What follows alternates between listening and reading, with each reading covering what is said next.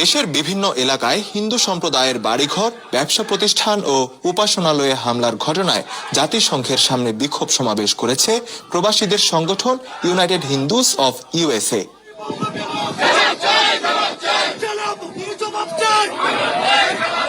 শুক্রবার বিকালে নিউ ইয়র্কের জাতিসংঘ সদর দপ্তরের কাছে হ্যামার্সজোল্ড পার্কে এ সমাবেশ করেন। নিপীড়ন বন্ধে সমাবেশ থেকে অন্তর্বর্তীকালীন সরকারের প্রধান উপদেষ্টা মোহাম্মদ ইউনুস ও সেনাপ্রধান লেফটেন্যান্ট জেনারেল ওয়াকারুজ্জামানকে 48 ঘন্টার আলটিমেটাম দেন আয়োজকরা। একই আহ্বানে জাতিসংঘ মহাসচিব বরাবর একটি স্মারকলিপি দেওয়া হয়।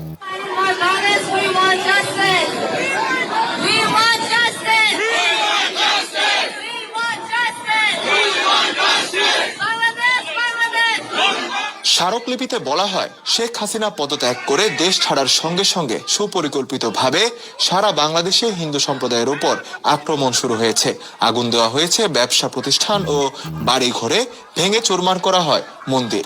তরুণী নারীর সম্ভ্রমহানির পর অনেককে হত্যা এবং মোটা অঙ্কের চাঁদা না দেওয়ায় অনেক হিন্দুকে অকথ্য নির্যাতনের পর পুড়িয়ে মারা হয়েছে। আমরা হিন্দুরা কি অপরাধ?